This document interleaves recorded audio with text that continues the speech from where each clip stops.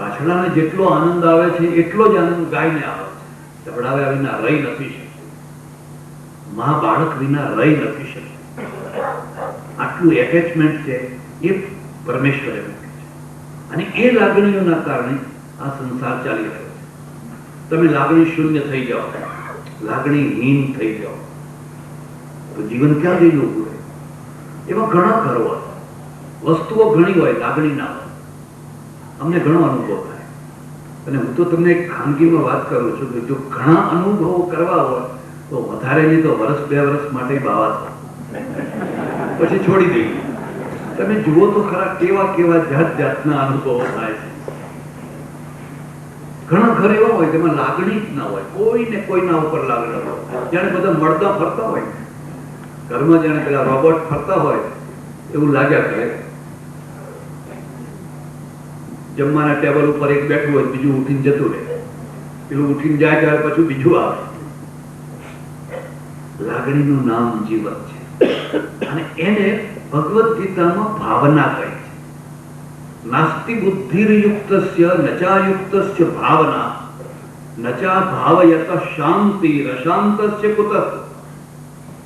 અર્જુન, જે યોગી નથી એને ભાવના નથી, અને જેને ભાવના નથી નચાયુક્તસ્ય ભાવના નચા ભાવયત શાંતિ, અને જેને ભાવના નથી એને શાંતિ નથી.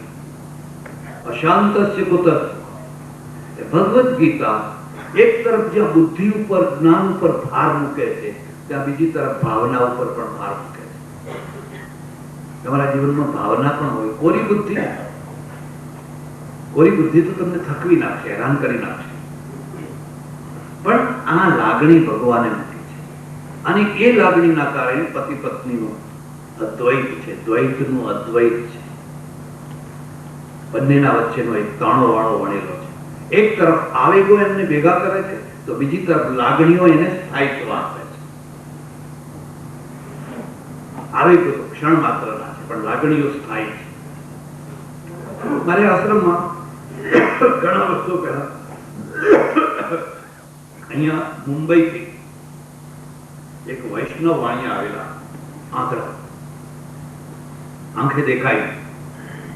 મને કે તમારા આશ્રમમાં રાખશો? મને તો રાખશો. 90-92 વર્ષની ઉંમર, મોટી ઉંમર, એકલા જાય આવે મુંબઈ. એક વાર કહ્યું, તમે આંખે દેખાય નહીં અને આ રેલવેના પાટા ઓળંગી અને ક્યાં ક્યાં જાઓ છો અને આવો છો, કોઈ દિવસ એક્સિડન્ટ થઈ જશે.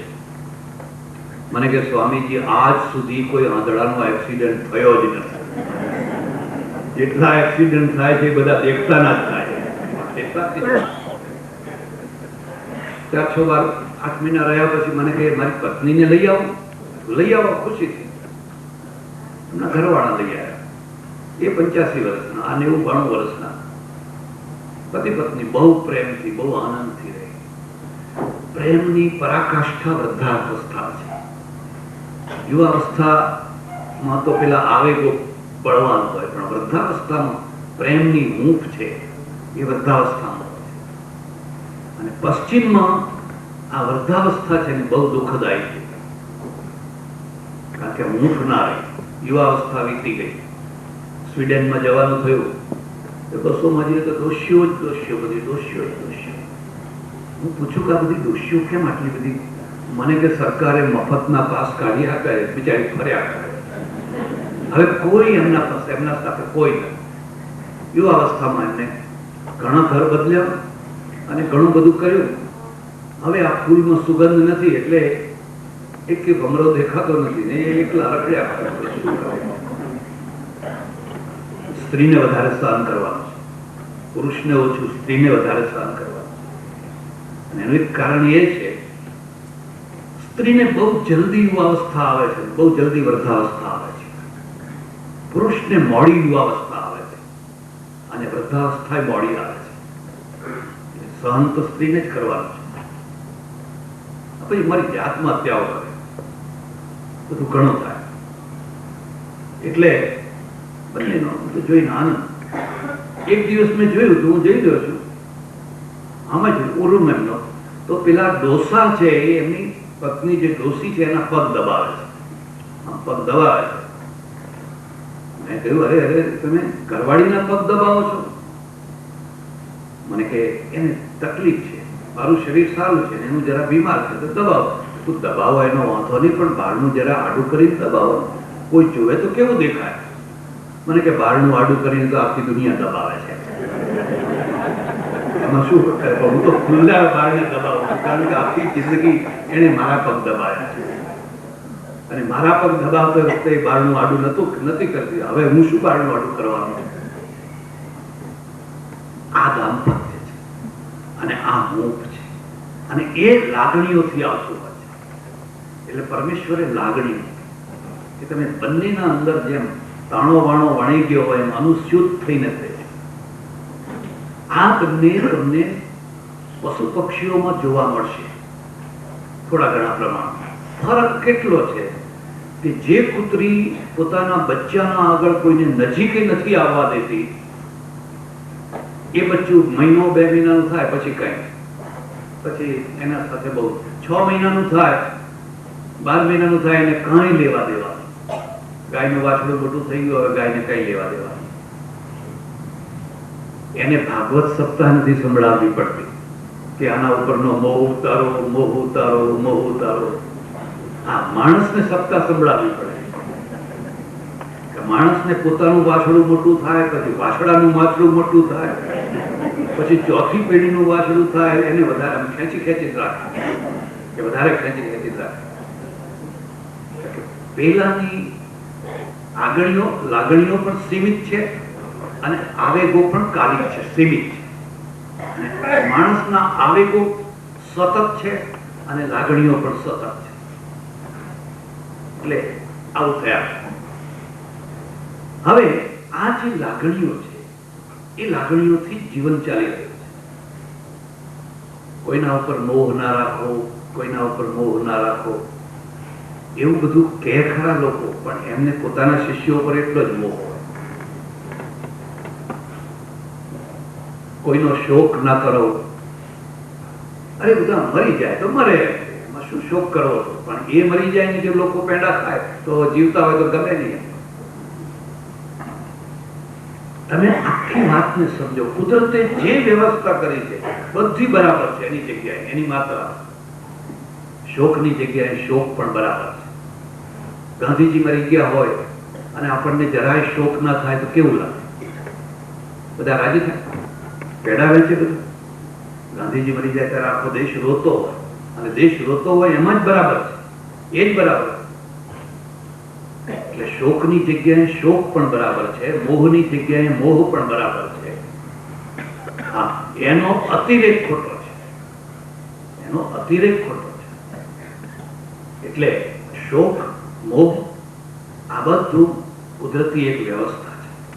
પણ મેં તમને કહ્યું ને એમ માણસમાં એક વધારાની વ્યવસ્થા છે, અને વધારાની વ્યવસ્થા છે એ મહત્વાકાંક્ષા. કોઈ પણ પશુ પક્ષીઓને જોશો તો એને કોઈ આવનારી પેઢીઓ માટે સંગ્રહ કરેલો ભાગ્ય જ જોવા મળશે. સિંહ જેવો સિંહ, વાઘ જેવો વાઘ, કે બીજા જાનવરો છે ખાઈ પી હરણા વાગોળતા હોય બેઠા બેઠા ઝાડ નીચે. પણ એમને દુષ્કાળ પડવાનો છે, લાવો આપણે બધું ભેગું કરી લઈશું. એ શક્તિ જ નથી, વાગોળતા હોય. અને જ્યારે કોઈ ગાય, ભેંસ, હરણા વાગોળતા હોય તમે એના ચહેરાને જોજો, એટલી શાંતિ, એટલી તૃપ્તિ, એટલો આનંદ. તમે કદી કોઈ માણસને વાગોળતો જોયો?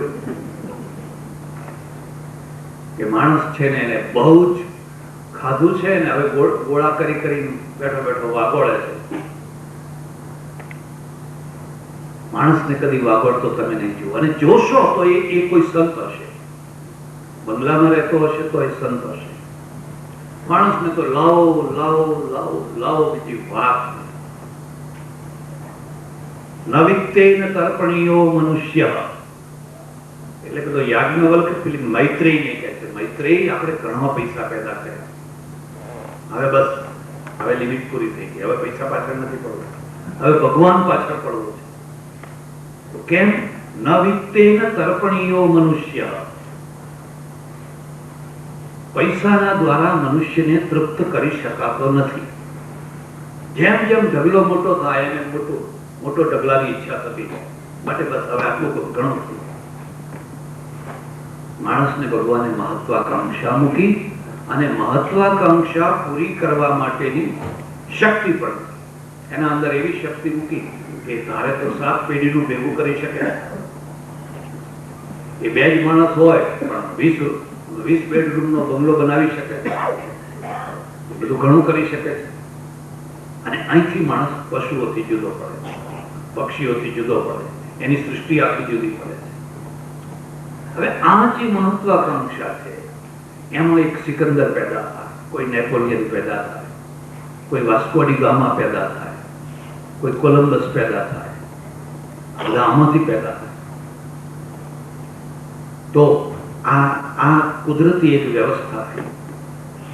આની વાત કરું એના પહેલા વચ્ચે એક બીજી વાત તમને કહી કે જ્યારે કોઈ પણ વ્યવસ્થા તમે શરૂ કરો અને એને ઘણા વર્ષો થાય એટલે એમાં 2 તત્વો અનિવાર્ય રૂપથી આવતા હોય છે. એક વિકૃતિ અને બીજી વૃદ્ધાવસ્થા. કોઈ પણ વ્યવસ્થાને સતત નિરંતર અવિકૃત રૂપથી રાખી ન શકાય. એમાં વિકૃતિ આવતી જ હોય છે. અને કોઈ પણ વસ્તુને વૃદ્ધાવસ્થા આવતી હોય છે. આ હોલને વૃદ્ધાવસ્થા આવે, આ માઇકને વૃદ્ધાવસ્થા આવે, આ ઘડિયાળને વૃદ્ધાવસ્થા આવે. વૃદ્ધાવસ્થા આવે તો નવું સર્જન થઈ શકે. જો વૃદ્ધાવસ્થા આવે જ નહીં તો નવું સર્જન પણ ના થઈ શકે. એમ જે વૈદિક વ્યવસ્થા હતી બહુ નેચરલ, બહુ જીવન ઉપરની, બહુ વ્યવસ્થિત હતી, કુદરતના સમીપની વ્યવસ્થા હતી. એમાં 2 વિકૃતિઓ આવી. પહેલી વિકૃતિ તો એ આવી કે આ બધા જે સુખો છે એ સુખો મેળવવા માટે યજ્ઞ યાગાદી કર્મકાંડો શરૂ થયા. માણસ છે જે જાતે નથી મેળવી શકતો એ મેળવવા માટે પછી બીજા કોઈની પાસેથી પ્રયત્ન કરે છે. અને બહુ પ્રાચીન કાળમાં આખી દુનિયામાં દેવવાદ હતો. દેવવાદ. પ્રત્યેક સુખનો એક દાતા દેવ છે. એક વરસાદ લાવનારો છે, એક પ્રકાશ આપનારો છે, એક ફલાણું સુખ આપનારો છે, એક ફલાણું સુખ આપનારો છે, એક ફલાણું સુખ આપનારો છે. હું દક્ષિણ અમેરિકા ગયેલો, કે અર્જેન્ટિના સુધી બધે જ આ જ વ્યવસ્થામાં આ દેવ ફલાણું કામ કરે, આ દેવ ફલાણું કામ કરે, આ દેવ ફલાણું કામ કરે. આપણા ત્યાં 33 કરોડ દેવ, પ્રત્યેક દેવ જુદું જુદું કામ કરે. એટલે હવે દેવ છે એ દેવને રાજી કરવા કેવી રીતે? યજ્ઞોથી, હોમ હવનથી, કર્મકાંડથી. ખાલી ભારતમાં નહીં, આખી દુનિયામાં આ જ દશા. તમે બાઇબલનો જૂનો ભાગ વાંચો, ઓલ્ડ ટેસ્ટામેન્ટ, તો એમાં બધું આ જ ભરેલું છે. તું આમ કર તો તને આ મળે, તું આમ આ કબૂતરને મારી નાખ તો તને આમ મળે, તું આમ કર તો આમ મળે. અને પ્રાચીન કાળમાં આખી દુનિયા માંસાહારી હતી, બધા માંસાહારી હતા. બહુ પછી મોડે મોડે શાકાહાર આવ્યો. શિકારી હતા, માંસાહારી હતા. અને સ્વાભાવિક છે, પોતે જે ખાતા હોય, પોતે જે કરતા હોય એ દેવ માટે પણ એ જ કરે. 5-6 વર્ષ પહેલા મારે હિમાચલ પ્રદેશ એટલે હિમાલયમાં ફરવાનું થઈ ગયું. એક પુસ્તક છે, કોઈની ઈચ્છા થાય તો વાંચજો, હિમાલયના ઈડોળ. કેટલા દિવસ સુધી ભૂખે રહેવું પડે. હિન્દુઓ જ બધા, હિન્દુઓ જ, કોઈ શાકાહારી, કોઈ શાકાહારી, બધા માંસાહારી. મંદિર કાલીનું, મહાદેવનું, પણ ત્યાં બધું એક ચાલતું હોય. એ જ બકરા લઈને ઉતરે. ક્યાં કરેંગે? ભગવાન को चढ़ाना है, बलिदान करना है. બકરા લઈને જાય. એટલે પોતે જે ખાય છે એ ભગવાનને ધરાવે છે. પણ એ પણ તમને કહ્યું કે 100% માંસાહારી હોવા છતાં પણ પ્રામાણિકતા ગજબ. કોઈ ઘરને તાળું નહીં. અમે તાળું લગાવતા જ નથી. બહાર 2-4 દિવસ જવું હોય તો ઘર આડું કરીને જવાનું. કોઈ ચોરી થાય જ નહીં. દારૂ પીવે, રસ્તામાં પડ્યો હોય પણ એને ઉચકીને બાજુ મૂકી દે, પણ એના ગજવા ખાલી ના કરે. ગજવા ખાલી મુંબઈ વાળા કરે. ગજવા પહેલા જુએ કે ગજવામાં શું છે. એટલે એટલી જ પ્રામાણિકતા. અમે જે જગ્યાએ ઉતરેલા, સામાન્ય હોટલ જેવું, હું માનું છું કોઈ ગુજરાતી ગયો નહીં હોય એ જગ્યાએ, એટલે દૂર દૂર સુધી દૂરના પહાડો આમ મુઠ્ઠીમાં પ્રાણ લઈને. પછી મેં કહ્યું ભાઈ અમે સવારે વહેલા નીકળી જવાના છીએ, આની ચાવી તમને બંધ કરીને ક્યાં આપીએ? મને કે यहाँ ताला लगता ही नहीं, आप चले जाओ, ऐसे खुला छोड़ के चले जाओ. સવારે અમે નીકળ્યા, એની આખી બધું ખુલ્લું થયું, સિગરેટોનો પોકેટ ને ફલાણું બધી ચીજ વસ્તુ એમને ઉઘાડી પડી છે, સામેની દુકાનો બધી ઉઘાડી પડી છે. મારા સાથે જે 2-5 માણસો હતા, મેં કહ્યું જો આ ખરું તીર્થ અહીંયા છે. પેલા તીર્થોમાં તો લોકો ગજવાજ કાપવાના ધંધા કરે છે, જો તમારે ખરા તીર્થના દર્શન કરવા હોય તો અહીંયા છે. જો કોઈ જગ્યાએ તમને તાળું દેખાય, આનું નામ જ સતયુગ છે ને, પછી કયો સતયુગ છે? એટલે પ્રાચીન કાળમાં લગભગ બધે આ સ્થિતિ હતી, આજે પણ મોટા ભાગમાં આ જ દશા છે. એટલે દેવવાદ હતો. ઇન્દ્ર આ કામ કરે, વરુણ આ કામ કરે, ફલાણો દેવ આ કામ કરે, ફલાણો દેવ આ કામ કરે, અને એ દેવોને રાજી કરવા માટેના પ્રયત્નો. અને એ પ્રયત્નોમાં પશુ હિંસા, પશુઓના બલિદાન, એને એક સીમિત માત્રામાં હોય ત્યાં સુધી તો સમજાય, પણ એનો અતિરેક થઈ ગયો, આ વિકૃતિ છે.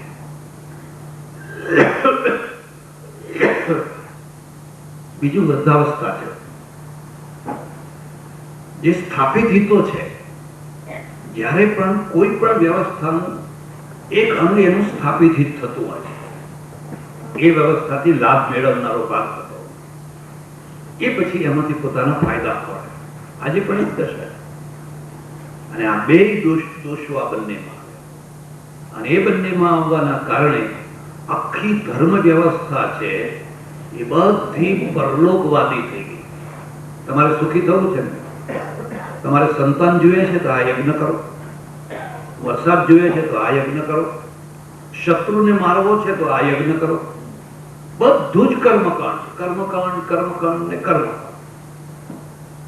3 દિવસથી માંડીને 3 વર્ષ સુધી ચાલે એટલા લાંબા લાંબા યજ્ઞ. સ્વાહા સ્વાહા સ્વાહા. સારું છે કે તમે કોઈ ઊંડાણમાં ઉતરીને સંસ્કૃતના ગ્રંથોને વાંચતા નથી, નહીં તો મીમાંસાનું જો જુઓ તો તમને એમ થાય કે હા હા હા, આટલું બધું આમાં ભરેલું છે. અને એમાં પ્રજાનો એક વર્ગ દુઃખી, અસંતુષ્ટ, દુઃખી. આટલી બધી હિંસા. યાદ રાખજો, કોઈ પણ વ્યવસ્થાથી 100% લોકો સુખી નથી, સંમત નથી હોતા. કેટલાક લોકોને એમાં વિરોધ હોય, પણ વિરોધ બતાવવો કેવી? એની હિંમત ક્યાંથી લાગવી, એની પ્રસ્તુતિ ક્યાંથી લાગવી, કેવી રીતે એમાં બતાવો? એવા સમયમાં ભગવાન બુદ્ધનું અવતરણ થયું.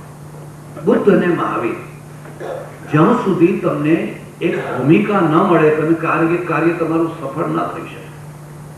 ગાંધીજી જો ફરીને જન્મ લે તો ભારત એમને સ્વીકાર ના કરે. એ સ્વીકાર કરવાની ભૂમિકા ત્યારે હતી અંગ્રેજોના સામે લડવાની. હવે જયારે પાકિસ્તાન કે ચાઇનાના સામે લડવાની સ્થિતિ થાય અને ગાંધીજીને આપણે નેતા બનાવીએ, હવે લશ્કર લઈ લડવા જ ના ચાલી શકે. હું તો તમને એટલે સુધી કહું છું કે સરદાર પટેલ જો ફરીથી આવે ને, એ ભૂમિકા પૂરી થઈ, એ વાત પૂરી થઈ ગઈ. હવે તો આ રજવાડા કે અમને રજવાડા પાછા આપો, અમે બહુ મોટી ભૂલ કરી કે અમે આ રજવાડા બધા આપી દીધા, સોંપી દીધા, અમારું સારિયાણા તમે બંધ કરી નાખ્યા, આવી ખબર નથી ને તો અમે 1 એકર જમીને ના આપો.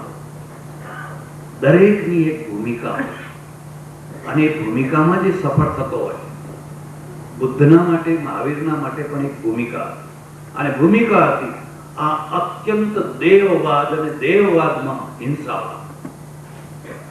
પરલોકમાં તમારે સ્વર્ગ. એક બીજો મુદ્દો પણ યાદ રાખજો, આ મીમાંસકો મોક્ષને નથી માનતા, સ્વર્ગને માને છે. એમનું એમ કહેવું છે કે મોક્ષ જેવી કોઈ વસ્તુ જ નથી. બોલો, મોક્ષમાં જઈને શું કરવાના? એટલે બધાએ જે જુદો જુદો મોક્ષ બતાવ્યો છે ને, જો તમે બધા મોક્ષની વાતો ભેગી કરો તો તમને હસવું જ આવે, એવી ગમત થાય. માનો કે કોઈ એક એક શિલામાં જઈને બેસી કરવું શું? અનંત કાળ સુધી બેઠા બેઠા કરવું શું? માણસને સારું ના લાગે. તમે કૈલાસમાં જાઓ તો શું રાખ ચોડ્યા કરશો બેઠા? અને રાખ ચોડો તો એક દિવસ તે કોઈ જોનારો હોય તો સારું છે. હવે તમે રાખ ચોડી કરશો શું ત્યાં બેઠા? એટલે વૈષ્ણવોએ એને બહુ રસમય બનાવી દીધો કે ત્યાં તો ભગવાન છે ને પિચકારી લઈને ઉભા છે, એ રાસ રમે છે ને તમારા ઉપર પિચકારી ફેંકે છે, ગોપી થઈને જવાનું. પણ પિચકારી એક દિવસ સારી લાગે. 365 દિવસ હોળી રમવાની હોય તો કોને મજા આવે? 365 દિવસમાં એકાદ દિવસ હોળી આવે તો લોકો રમે, પણ રોજ હોળી કરવાની હોય, ધૂળેટી કરવાની હોય એમાં મજા ના આવે. આમનું શું કહેવું છે કે ભાઈ મોક્ષ જેવી કોઈ વસ્તુ જ નથી, અને મોક્ષમાં જો જીવાત્માઓ જતા હોય તો આ દુનિયા ક્યારની સમાપ્ત થઈ ગઈ હોય. એક ગયો એટલે એટલો તો ઓછો થયો. આખી કોઠી ભરી હોય અનાજના તલના દાણાથી, તો 10 વર્ષે એક તલ કાઢો તો કોઈને કોઈ ટાઈમે તો એ કોઠી પૂરી થવાની જ છે. પણ જીવો ઓછા નથી થતા, ઉલટાના વધે.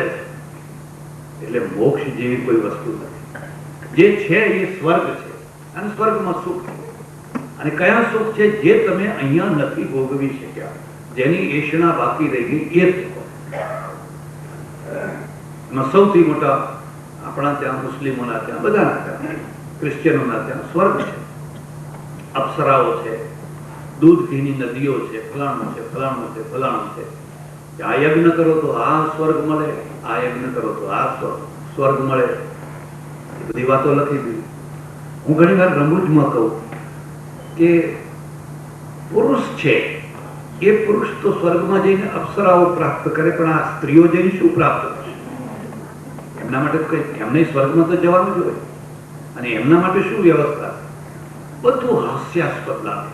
તમે જરાક ઊંડાણથી વિચાર કરો કે આ વિકૃતિ ક્યાં જઈને પહોંચી ગઈ. એટલે એક બુદ્ધનો પ્રાદુર્ભાવ થયો, અને એ પ્રાદુર્ભાવ એ અર્થમાં થયો કે આ માણસ છે ને બચપણથી જ એક ચિંતન એને આમાં મન ના લાગે, જીવનમાં મન ના લાગે. ઉદ્વેગ, અશાંતિ, અશાંતિ, અશાંતિ. જેને કદી અશાંતિ થઈ જ નથી એ શાંતિની કદર ના કરી શકે.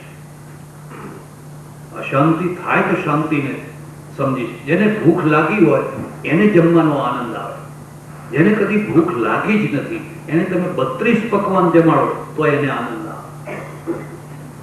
એટલે રાજાએ વિચાર કર્યો કે આને વહેલા પરણાવી દો, જલ્દી પરણાવી દો, જેથી એનું મન સંસારમાં લાગે, અને એને પરણાવી દો. બરાબર છે. આમ તો એવું એક કહેવાય છે, સાચી વાત હોય કે ખોટી વાત હોય ભગવાન જાણે, પણ એમની પત્ની સાથે એમને ઓછું બન્યું નહીં. મોટા ભાગે ઘણા મહાપુરુષો, ખાસ કરીને સંસાર છોડનારા મોટા ભાગના ઘણા મહાપુરુષોને એમની પત્નીઓ સાથે બન્યું નથી. એમાં એ પોતે કારણ હોય અથવા પત્ની કારણ, પણ જે કોઈ કારણ. અને હું એમ માનું છું કે પોતે જ વધારે કારણ. નરસિંહ મહેતા છે, તુકારામ છે, એ એક તારો કે મંજીરા લઈ અને બેસે અને રમઝટ મચાવે, અને પેલી ઘરવાળીને લોટ જોઈએ, દાળ જોઈએ, એ ના લાવી આપે તો કકડાટ થાય કે ના થાય?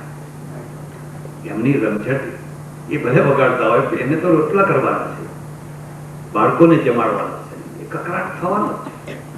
આ બધો વર્ગ છે એ એકાંગી વર્ગ એક તરફનો છે, બીજી તરફ છે એમના કર્તવ્યો બરાબર પાર નથી પાડી શકતા.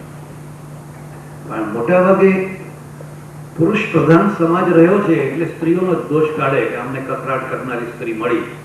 પણ તું આવું કરે તારા ઘરમાં કકરાટ જ થાય ને. 4 મહેમાન લઈ આવે, ચા મૂકજો, ચા ક્યાંથી મૂકે? કઈ હોય તો મૂકે. ભાઈ કમાતા તો છે ને, લાવતા તો છે. આ વાત પણ યાદ રાખજો.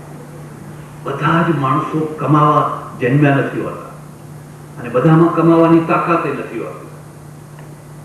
અને જો બધા જ માણસો કમાવા જન્મ્યા હોત તો કદાચ દુનિયાને વ્યાસ, વશિષ્ઠ, કાલિદાસ, શેક્સપિયર કે આઈન્સ્ટાઈન ના મળ્યા. આ લોકો કંઈક વિશેષ કરવા માટે જન્મ્યા હોય, અને જે વિશેષ કરવા માટે જન્મ્યા છે એની ખબર એની પત્નીને નથી હોતી. દુનિયાને તો મોડે મોડે પડે છે, પણ એની પત્નીને ખબર નથી હોતી કે આ કોણ છે અને આ શું કરી રહ્યો છે. એના છાજિયા જ લેતી હોય, કકરાટ જ કરતી હોય, તમે આવા છો ને તમે આવા છો ને તમે આવા છો. વાતે સાચી છે, એવા છે જ. એવા રે એવા અમે એવા. નરસિંહ મહેતાએ ગાયું છે ને એક ભજનમાં, એવા રે એવા અમે એવા. એટલે બહુ બનતું નહીં એવું કહે છે લોકો. અને એના કારણે એમને એક અસંતોષ રહ્યા કરતો. એક બીજો મુદ્દો છે, ભૂખમાંથી ખાવાની તીવ્રતા જાગે છે અને અતિ ખાવાનું મળવાથી પણ ખાવા પ્રત્યે નફરત જાગે છે. તમને ખાવાનું મળ્યું જ નથી તો ખાઉં ખાઉં ખાઉં ખાઉં કરી રહ્યા છો અને જે મળે એ ખાઈ લો. પણ તમારા ઘરમાં ઢગલા છે ખાવાના, જ્યારે જુઓ ત્યારે. ઘણા છોકરા એવા હોય કે એની મમ્મી એને કાન પકડીને મારી મારીને ખવડાવતી હોય, અને આવું છોકરું પછી પાચન શક્તિ ખોઈ બેસતું હોય છે. કારણ કે જબરજસ્તી ખવડાવો છો, એના રસ પછી નહીં નીકળે. પછી તો ખાવાનું નામ લઈને ભાગે, દૂર જ ભાગે છે. એમ જ્યાં સુખનો અતિરેક હોય, સુખના ઢગલા હોય, પદાર્થોનો અતિરેક, એમાંથી પણ માણસને વૈરાગ્ય થાય, અભાવ થાય. તમારે જોવું હોય તો જોજો, મીઠાઈની દુકાન ઉપર બેઠેલો માણસ ભાગ્યે જ મીઠાઈ ખાતો હોય છે. દુકાન ઉપર બેસે, ચારે તરફ બધી જાત જાતની મગ મગ મગ કરતી મીઠાઈ હોય, પણ એને તમે ખાતો નહીં જો. લાવો થોડું ગુલાબ જાંબુ ખાઈ લઉં, થોડા રસગુલ્લા ખાઈ લઉં. પેલો રસ્તા ઉપર ઉભો ઉભો જોયા કરતો હોય, મોઢામાં પાણી લાગી જાય, એ જોયા કરતો, કારણ કે એને કદી ગુલાબ જાંબુ જોયું જ નથી. બુદ્ધ અને મહાવીરની આ સ્થિતિ, અને એમાં એમને બહુ મોટો અસંતોષ છે. આ અસંતોષમાં જબરજસ્તી પરણાવ્યા, અને જબરજસ્તી પરણાવ્યા પાછું બરાબર ચોખ્ઠું જામ્યું નહીં, મેળ જામ્યો નહીં. એમાં સતત એ પ્રશ્નો પૂછ્યા કરે, આ કેમ, આ કેમ, આ કેમ, આ કેમ. ગઈકાલે જ અમારે એક વાત થયેલી, અને બહુ સરસ વાત થયેલી. જિંદગીમાં કોઈ વાર ઓચિંતાની એવી ક્ષણો આવતી હોય છે કે તમારે આખો ટર્ન બદલી નાખે. તમે આમ જતા હોય તો આમ થઈ જાઓ, આમ જતા હોય તો આમ થઈ જાઓ, આખો મોડ બદલી નાખે. એને તમે પ્રારબ્ધ કહો, અકસ્માત કહો, દૈવી પ્રેરણા કહો, તમારે જે કહેવું હોય, તમારે ન થવું હોય એ થઈ જાવ, એ રસ્તે તમે વળી જાઓ. દશેરાના દિવસો છે ને, દશેરાના દિવસોમાં રાજા સવારી કાઢી અને માતાજીના દર્શન કરવા ગામ બહાર જાય છે. એમાં યુવરાજ છે, અને યુવરાજને પણ મોટા હાથી ઉપર બેસાડી અને દૂર માતાજીના દર્શન, કોઈ દેવના દર્શન કરવા માટે લઈ જાય છે. એમાં એને જોયું, એક દૃશ્ય જોયું. હાથી છે ઉપર બેઠેલો, દૂરથી દેખાય છે એક માણસ છે, એ બીમાર છે ને થર થર થર થર થર થર તાવ ચડ્યો છે, ધ્રુજી રહ્યો છે. હાથી નજીક આવ્યો એટલે પેલા દીવાન સાથે બેઠેલા મંત્રી એને કહ્યું, હાથી ઉભો રાખો. આ માણસ કેમ ધ્રુજી રહ્યો, ખૂ ખૂ ખૂ કરી રહ્યો છે, કફ નીકળી રહ્યો છે, શું થયું છે આને? એને કહ્યું, આ બીમાર થયા છે, આ રોગિષ્ઠ છે. એક ટાઈમે અલમસ્ત પહેલવાન જેવો માણસ હતો, મારો ઓળખીતો છે. ચાલતો એટલે ધમ ધમ ધમ ધરતીને ધ્રુજાવી નાખતો. એ જ માણસ આજે પોતાના શરીરનો ભાર પણ ઉપાડી નથી શકતો. અને જુઓ કેવી દુર્દશા થઈ છે. બીમાર છે, રોગિષ્ઠ છે. આવી બીમારી કોઈ વાર મને થાય ખરી? એ બધાને થાય. જેને ના જોતી હોય એને પહેલી થાય.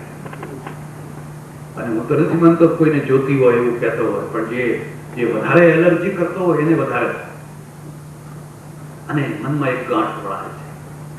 વળી પાછા આગળ જાય છે અને જુએ છે તો એક માણસ લાકડીથી વાંકો વળી ડગુ ડગુ ડગુ કંકાળ છે. અંગમ ગલિતમ પલિતમ મુંડમ દશન વિહીનમ જાતમ તુંડમ વૃદ્ધો યાતિ ગૃહીત્વા દંડમ તદપિ ન મુંચત્યાશા પિંડમ ભજ ગોવિંદમ ગોવિંદમ ભજ મૂઢ. વાંકો વળી ગઈ, હવે સીધો નથી રહી. પેલા છાતી કાઢીને ચાલે, બસ છાતી કાઢી, હવે વાંકો વળી ગઈ. ચાણક્ય એક બહુ સરસ વાત લખી છે. એને એક ડોશીને એકદમ કેળ વાંકી વળી ગયેલી ડોશી છે. એને પ્રશ્ન પૂછ્યો, તું નીચે શું જોઈ રહી છે? એને એની મશ્કરી કરી. અહીં જમીનમાં શું જોઈ રહી છે? ગતમ તારુણ્ય મૌક્તિકમ. હું મારી યુવાવસ્થાનું મોતી ખોડું છું. ક્યાં એ દટાઈ ગયું? હું જે યુવાવસ્થાનું મારું જે મોતી હતું, ગતમ તારુણ્ય મૌક્તિકમ, આ જમીનમાં કઈ પડી ગયું છે. વાતે સાચી છે. હવે આ માણસ કંગાળ અને વૃદ્ધાવસ્થાની પાછલી જિંદગીમાં પૈસો ના હોય, કોઈની હૂંફ ના હોય, કોઈનો સહારો ના હોય, કોઈનો ટેકો ના હોય, તો જાય ક્યાં? ફરી પાછું એને પૂછ્યું, આ કોણ છે? આ વૃદ્ધ માણસ છે. એમ આવું કેમ મોકો વળી ગયો? કે ઉંમર થાય એટલે એવું થાય, બધાને થાય, મારે થાય, તમારે બધાને. તમને ખબર હોય કે ના હોય, ઔરંગઝેબનું શરીર વાંકું વળી ગયું. 90 વર્ષ સુધી જીવેલો એ માણસ, અને 90 વર્ષ સુધી બરાબર રાજ કરેલું, પણ એનું શરીર વાંકું વળી ગયું. મારું પણ આવું શરીર થઈ જાય, તમારું થઈ જાય, કોઈના માટે કઈ કહેવાય નહીં. આમાં ફરી એક ગાંઠ પડી ગઈ.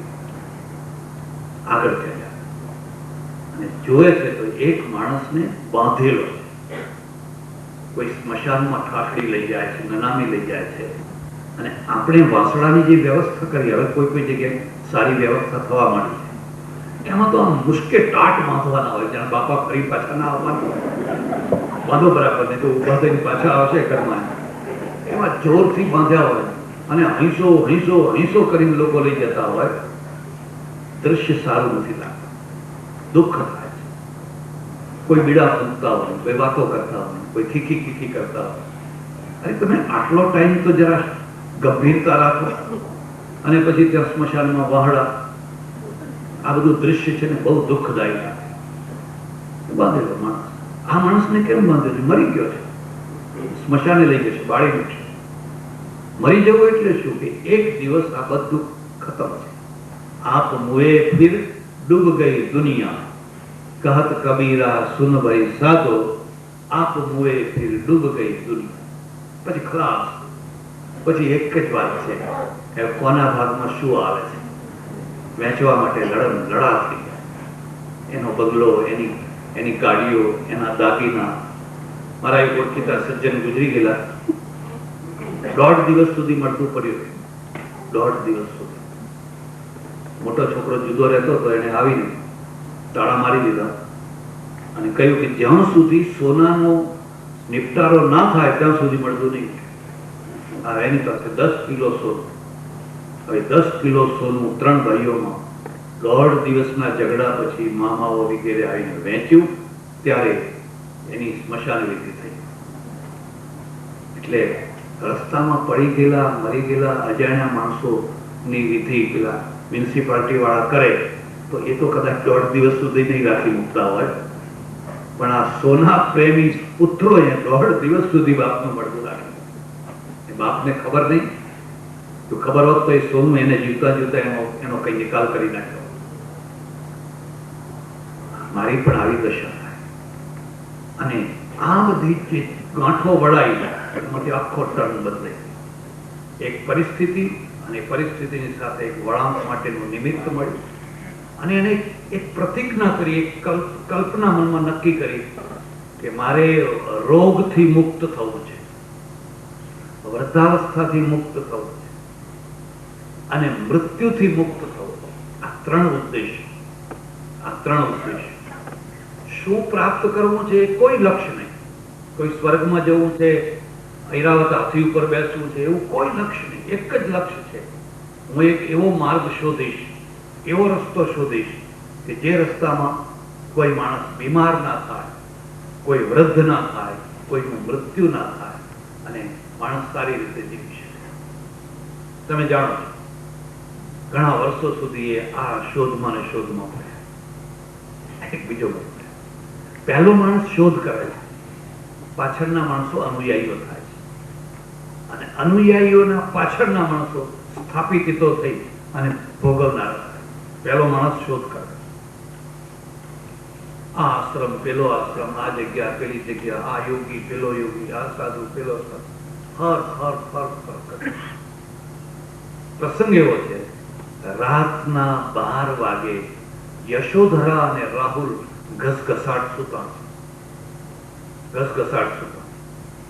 અને બુદ્ધ છે ઉભા થઈ અને જાગી ના જાય ને રોકી ના પાડે એટલે ચૂપચાપ ગૃહ ત્યાગ કરે છે.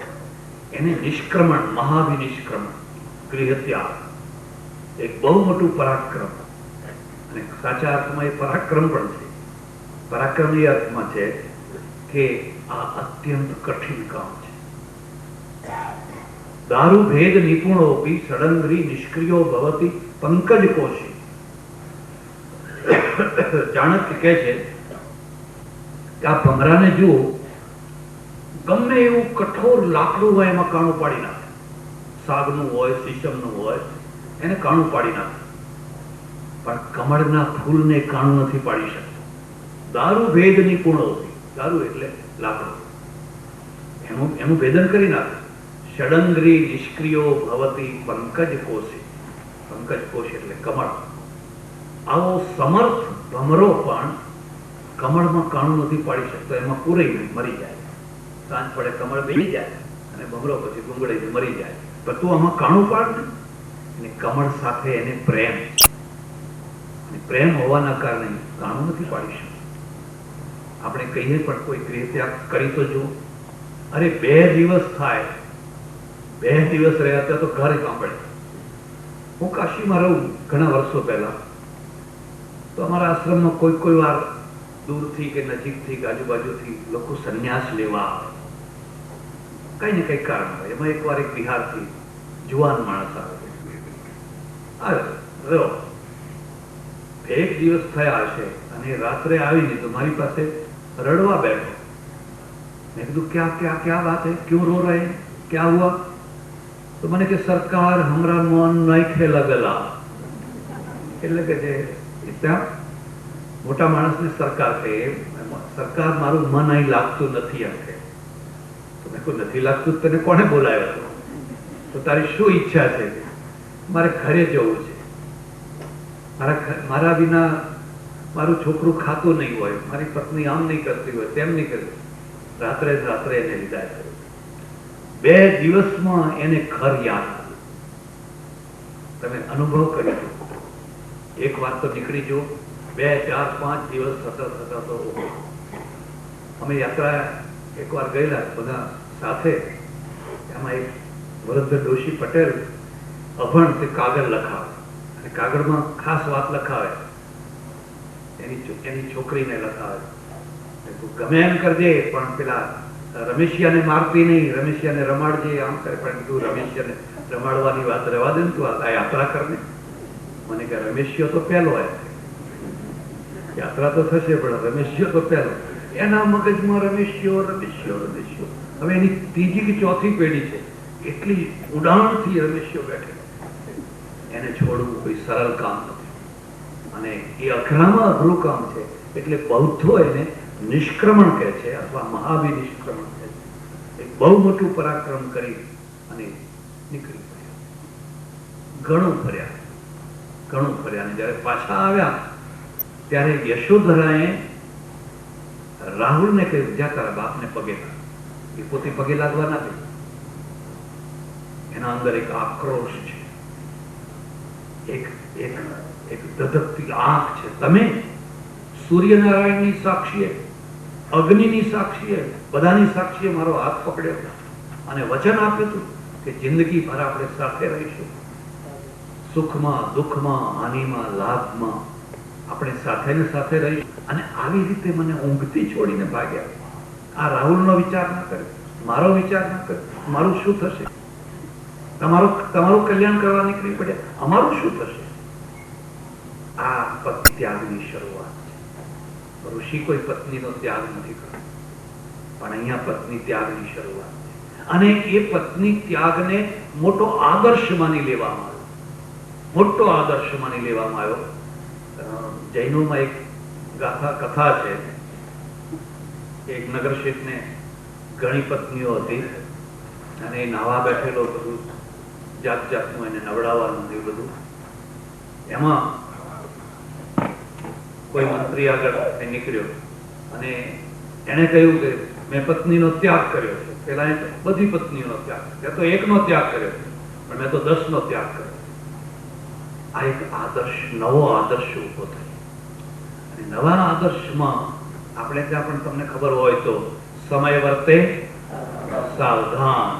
રામદાસ સ્વામી ચોરીમાં બેઠા છે, ફેરા ફરવાની તૈયારી છે, અને પેલો બ્રાહ્મણ કહે છે સમય વર્તે સાવધાન, સમય વર્તે સાવધાન. અને સાવધાન નથી, સાવધાન થઈને છટક્યા.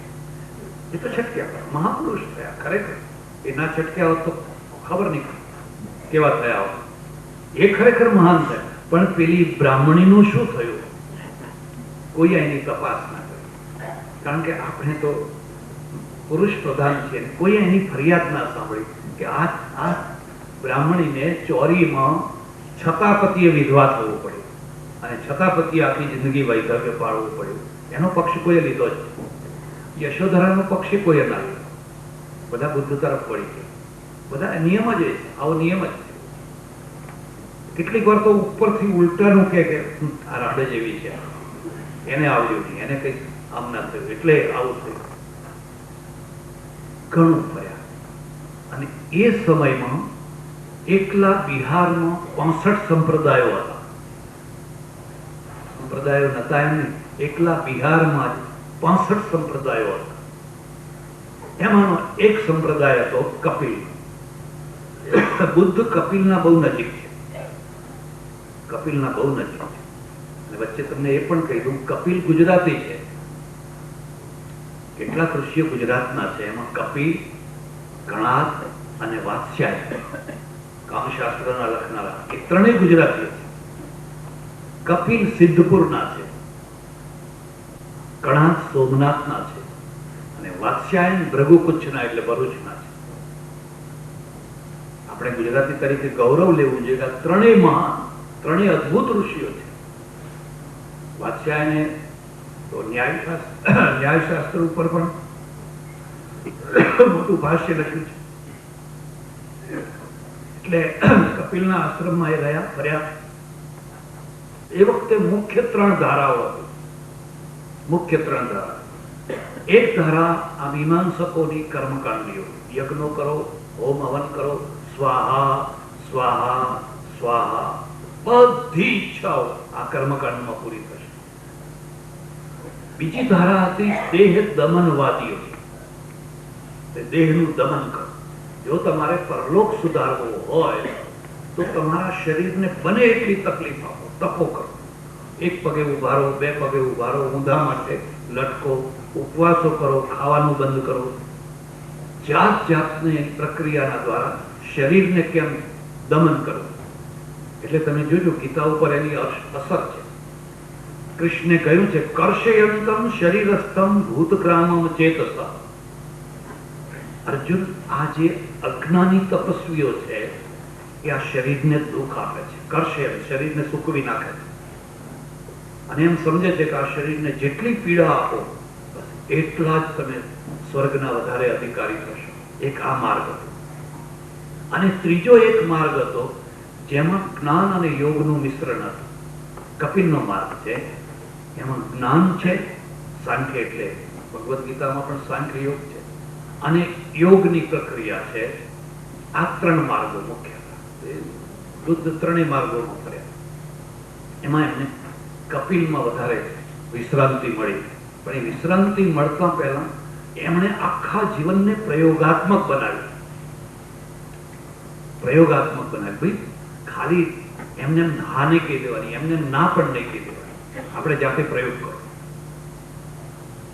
રામકૃષ્ણે આખી જિંદગી પ્રયોગ જ કર્યા. તમે રામકૃષ્ણનું જીવન ચરિત્ર જોજો. એ મુસલમાન થઈને નમાજ પડતા રહ્યા, હનુમાનના ભક્ત થયા, કાલીના ભક્ત થયા, પોતે સ્ત્રી થઈને સ્ત્રીના કપડા પહેરીને ગોપી ભાવમાં રહ્યા. પ્રયોગ કરો, જાતે પ્રયોગ કર્યો. અને એ પ્રયોગમાં એમણે એક પ્રયોગ કર્યો, 45 દિવસના ઉપવાસ. 45 દિવસના શરીર એકદમ સુકાઈને ઘાંટો નહીં. આ વૈષ્ણવના ઉપવાસ નહીં હો, વૈષ્ણવના ઉપવાસ તો તમે રોજ કરો તો એ વાહ લાગે. કારણ કે રોજ રાજગરાનો શીરો ખાઓ, ફલાણું ખાઓ, બાસુદી તો હોય જ, દૂધપાક હોય જ. જેટલું ના ખાઓ એટલું થોડું છે. કારણ કે ભગવાન રસિક છે, ભગવાન વીતરાગ નથી. પરિવર્તન આવી ગયું. પેલો ભગવાન છે ને એ માખણ લીલા કરે છે, શાક લીલા કરે છે, ખાય છે, ખવડાવે છે, નાચે છે, કૂદે છે. એ ભગવાન આખો બદલાઈ ગયો છે. પેલા વીતરાગ તો આમ આંખો બંધ કરીને બેઠા, ખાતા નથી, પીતા નથી. હવે એના અનુયાયીઓ પણ એવા જ થાય, સ્વાભાવિક છે. 45 દિવસના એકદમ શરીર સુકાઈને કાંટા જેવું. બધા ઘણા તપસ્વીઓ બેઠેલા, ઘણા લોકો બેઠેલા છે. એમાં ફરી પછી એક એવી ઘટના ઘટીને જેને આખો વળાંક આપી દીધો. પહેલી ઘટના પેલા હાથી ઉપરથી નગર યાત્રા કરવા નીકળ્યા અને વળાંક આવ્યો, અને એ વળાંકમાં ચાલ્યા. ફરી એક ઘટના, રવારણો પરવાળણો છે, 5-10 ની સંખ્યામાં રોજ દૂધ આપવા જાય શહેરમાં, અને દૂધ આપીને પાછી વળે છે 8-10. એમાં એક બેન બહુ બોલકડી છે. આમ તો સામાન્ય રીતે એવું કહેવાય છે કે બહેનો વધારે બોલે, પુરુષો ઓછું બોલે. ખરી વાત કે ખોટી વાત એ તો તમે જાણો. પણ મને પેલું એક દ્રષ્ટાંત કોઈએ કહેલું કે વિદ્યાર્થીને કોઈએ પૂછ્યું કે ગન એટલે શું, તો કે પપ્પા, અને મશીન ગન એટલે શું, તો કે મમ્મી. શિક્ષક આશ્ચર્યચકિત થઈ ગયો કે ગન એટલે કે પપ્પા એક જ ગોળી, એક જ બોલે, થોડું જ બોલે છે. મશીન ગન મમ્મી બોલે ત્યારે ધડ ધડ ધડ, જેમ પેલી ગોળીઓ છૂટતી હોય ને એમ ગોળીઓ બોછાર થઈ જાય. પુરુષોને સહેલા ઓછા હોય, બહેનોને સહેલીઓ ઘણી હોય. કારણ કે પુરુષ છે ને એને દુકાન ધંધો કરવા, સહેલા ભેગા કરીને શું કરવાના, એને ઘણી વાર તો એ નુકસાન કરે, ઘણા ભાઈબંધો કર્યા હોય તો ઘણી ઉપાધિ કરે. બહેનોને સહેલીઓ ઘણી હોય, કારણ કે એને વાતો કરવાની હોય, વાતો સાંભળવાની હોય. હવે પેલો બોરીવલીથી કે વિલે પાર્લાથી નરીમાન પોઈન્ટ ઉપર ધંધો કરવા જાય, સવારના રાત્રે આવે, તો આટલો ટાઈમ કાઢવો કેવી રીતે? એટલે ફ્લેટ કલ્ચર છે, બંગલા કલ્ચર નહીં. બંગલા કલ્ચરમાં કોચલામાં રહેવાનું, એકલા, કોઈ આવે નહીં, કોઈ જાય નહીં.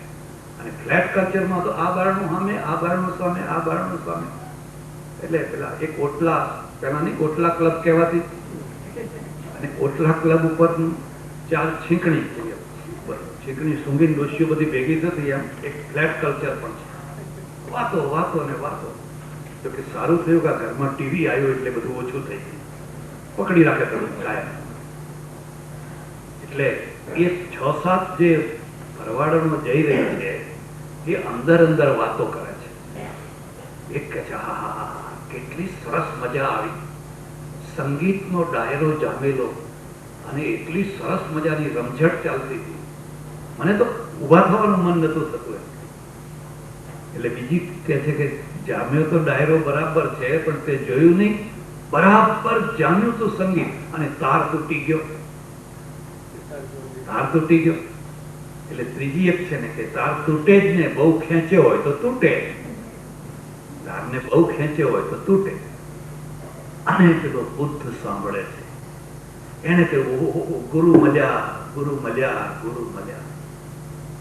જિંદગી એક સંગીત છે, એના તારને એટલો લૂઝ ના રાખો કે એમાંથી કોઈ અવાજ જ ના નીકળે.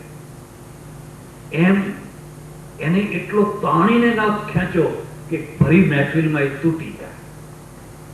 જોયું ને હમણાં વગાડતા હતા કેટલું સરસ લાગતું, આપણે બધું બરાબર વ્યવસ્થિત હતું. એટલે હવે એને ખૂબ ખેંચો, હજુ ખેંચો, હજુ ખેંચો, તૂટી જવાનો હિસાબ.